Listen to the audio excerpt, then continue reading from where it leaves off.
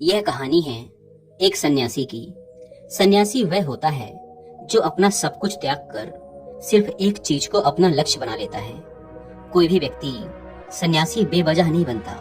सन्यासी बनने के पीछे एक बहुत बड़ी वजह होती है।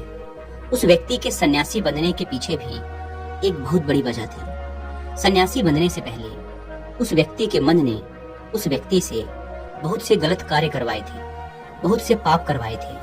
उस व्यक्ति का मन उसका मालिक बन चुका था और वह अपने मन का गुलाम। जीवन के हर सुख, आराम और ऐश्वर्य प्राप्ति के बाद भी उस व्यक्ति के मन में अथाह पीड़ा थी और यही मानसिक पीड़ा उसे सन्यासी बना देती है।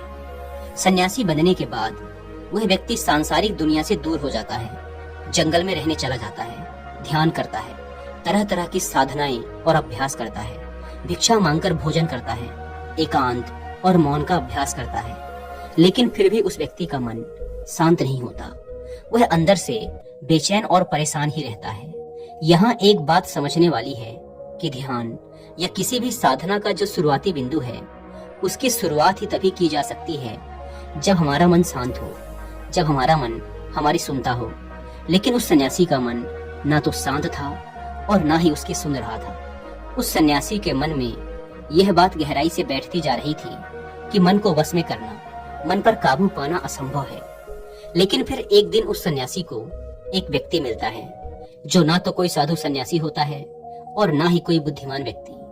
वह तो बस एक साधारण सा चारवाहा था जो उस जंगल में अपनी भेड़ों को चरा रहा था। वह चारवाहा उस सन्यासी के पास आकर उससे पूछता है, क्या मैं तुम्हारी कुछ मदद कर सकता हूँ?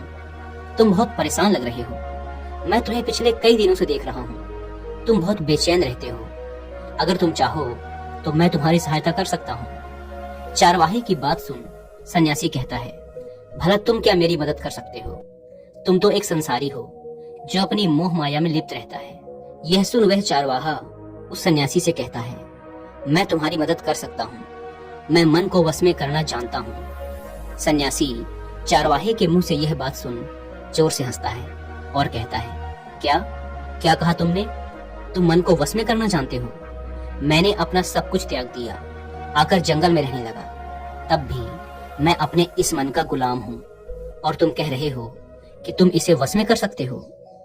वह चारवाहा कहता है, मन को वश में करने के लिए सभी वस्तुओं का त्याग करना आवश्यक नहीं है और ना ही जंगल में आकर रहना जरूरी है। बस एक चीज है जिसे छोड़ना सबसे जरूरी है। वह सन्यासी उस चारवाहे से पूछता है, और वह एक चीज क्या है? वह चारवाहा सन्यासी से कहता है, वह एक चीज है गलत जानकारी। आज तक हमारे भीतर जो भी जानकारी गई है उसी ने हमारे मन का निर्माण किया है। सन्यासी उस चारवाहे से पूछता है, परंतु वो कैसे? वह चारवाहा समझाते हुए कहता है, मान लो तुमने आज तक अपने जीवन में सेब का फल नहीं खाया, तुम्हें सेब के स्वाद के बारे में कुछ भी नहीं पता, तो क्या तुम्हारा मन कभी सेब खाने को कर सकता है?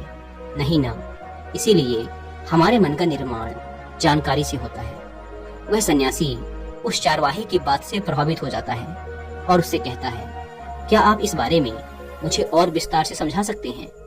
वह चारवाहा उस सन्यासी से कहता है, अगर तुम अपने मन को वश में करना चाहते हो तो अब मेरी बातों को ध्यान से सुनना।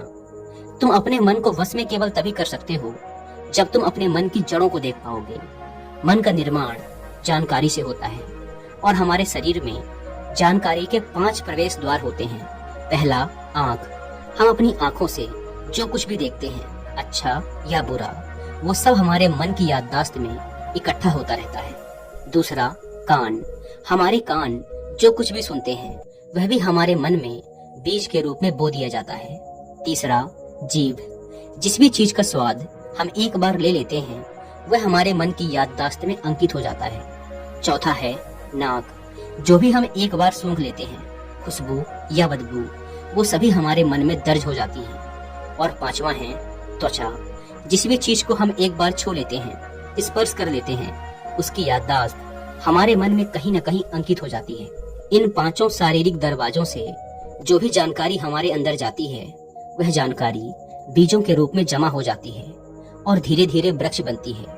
हमारा मन मिट्टी की तरह है जिसमें बीज बोए जाते हैं और हमारी बुद्धि बीज बोने वाले किसान की तरह है। अगर हमारी बुद्धि गलत जानकारी के बीजों को सही जानकारी के बीज समझकर बो देगी, तो जब भविष्य में वह बीज वृक्ष बनेगा तो वह खराब फल ही देगा।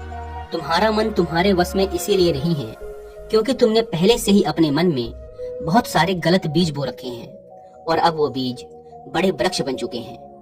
वह सन्यासी उस चारवाहे से पूछता है, तो अब मुझे क्या करना चाहिए, क्योंकि अब तक तो मैं बहुत सारे गलत बीज बो चुका हूँ और जो बोए जा चुके हैं उन्हें वापस निकाल नहीं सकता। वह चारवाहा उस सन्यासी से कहता है, अब तक तुम अनजाने में गलत बीज बो रहे थे, लेकिन अब जानबूझकर सही बीज बोना आरंभ कर दो। भीतर अगर हजारों बीज गलत हैं तो क्या हुआ, अब से लाखों सही बीज बोने के लिए तैयार हो जाओ।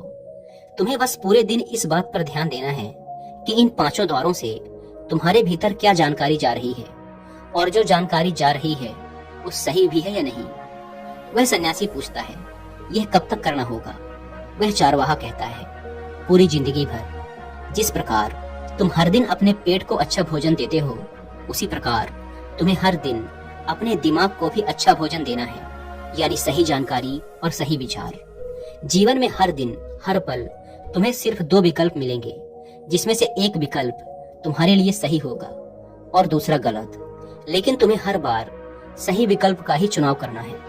हमेशा याद रखना, सही विकल्प का चुनाव करते समय तुम्हारे भीतर पीड़ा पैदा हो सकती है, लेकिन वह पीड़ा सिर्फ कुछ समय ही रहेगी। इसीलिए चाहे तुम्हारे अंदर कितनी ही पीड़ा क्यों न हो, तुम्हें हर बार सही का ही चुनाव करना है। जितनी बार तुम सही चुनोगे, उतनी बार तुम अपने अंदर एक सही बीज बोओगे, और जिस दिन तुम्हारे अंदर के सही बीजों की संख्या गलत बीजों की संख्या से अधिक हो जाएगी, उस दिन तुम्हारा मन तुम्हारे बस में होगा।